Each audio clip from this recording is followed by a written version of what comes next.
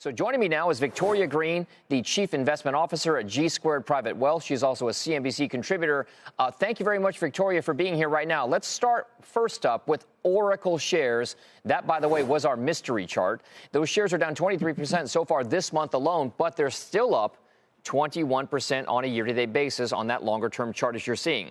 Concerns are starting to build about its credit, but Victoria, you're a buyer of Oracle.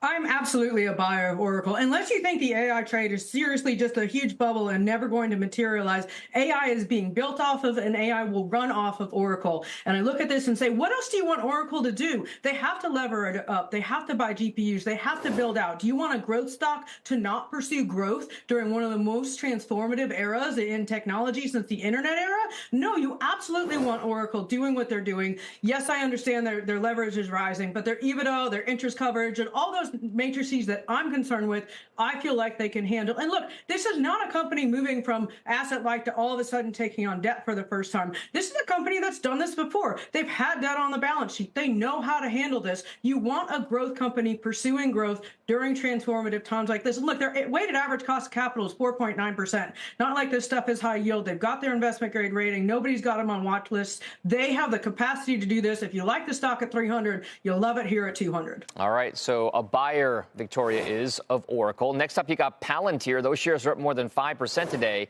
One of the best performers in the S&P 500, but still down nearly 19% in November alone. Now, Victoria, you say that Palantir is winning the AI software race. Are you a buyer here? Absolutely, I am. We are transforming the way businesses operate, the business, the government. There's so much modernization that needs to happen, and it's happening now quickly, and it's Palantir that is leading the way. And if you look at their revenue growth, it's about 53% year over year, and they're winning not only government contracts in the U.S., but in the UK, other allies. They're also winning commercial contracts. They have their AIP training class that's been extremely successful in helping people implement AI. How do they transform data into something useful? How do they modernize their businesses? Yes, their knock was, oh, the valuation has run too far too fast. Come down about 20%. To me, I would leg into this stock. It is catching a little bit of a falling knife, but for me, they are the leader in AI software, and they're going to maybe modernize the U.S. government. That takes a little bit. Poor Doge couldn't quite do it, but maybe Palantir can. All right, buyer of Oracle, buyer of Palantir. Let's go down the market cap scale a little bit here and turn to Robinhood. Also up more than 5% today, but shares are lower by nearly 23% this month-to-date period. Under pressure from the breakdown in cryptocurrencies, Bitcoin in particular, but you call Robinhood more than just a crypto play. Oh, it absolutely is. It's an everything platform. If you look at their trading volume and their transactional revenue, it's options, it's equities. Crypto is a part of it, but crypto is one silo in the story for this stock. And now they're getting into prediction markets, which is the next leg of potential sports gambling. They're coming out to modernize the infrastructure or the user interface on their app, so it feels a little bit more like a sports book. Suddenly, you now have a new vertical for people that can actually kind of want to gamble on these prediction market contracts. And so for me, I look at this and say they're absolutely winning here. Bitcoin holding 80, obviously that was crucial. We'd love to see the crypto market run. 80 was a huge support that held. That's great for crypto related stocks. But this stock isn't just crypto trading volume and needs a bull market in crypto. This is also what's happening and how the next generation trades. So options, equities, ETF, leverage, they make a lot of money on securities-based lending and margin. And so I like this stock because for me, I see a lot of upside on a modernized trading platform that appeals to the next generation. All right. And how about now, how you're going to get your eats if you're tied to your trading desk over there at home? DoorDash shares down 26% so far this month, but still a Wall Street darling. Wolf Research calling it a top pick until year end, while Jefferies has now upgraded that stock back to a buy rating just last week.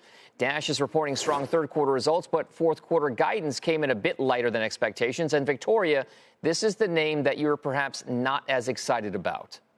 It isn't. And full disclosure, I use DoorDash way more than I would like to admit publicly on TV. But for me, the stock is what's the moat? As technology gets better, as AI gets better, and their platform is maybe going to be under attack from AI agents. Because if people all of a sudden use AI to order food, then they don't have an individual and a human to sell to because they want to have that relationship direct with the customer. So if you have the issue of the AI interface getting between, say, a platform like DoorDash and the consumer, that really is going to limit upsell, limit, sell this, do this add-on. Do you want to add this cookie in for $2, which we all, of course, say yes, because we're susceptible to being upsold. And so I just have concerns on the growth of their verticals and how sustainable this platform growth is in an era of transformative technology. And so that's the question the market also has, that yes, this is done well, but concerns going forward, can you continue to have this growth? You definitely still have competition from, say, Uber Eats and other platforms. And then you potentially have new competitors entering the marketplace as other platforms get better and stronger, or restaurants may be able to cut out the quote unquote middleman and build out their own infrastructure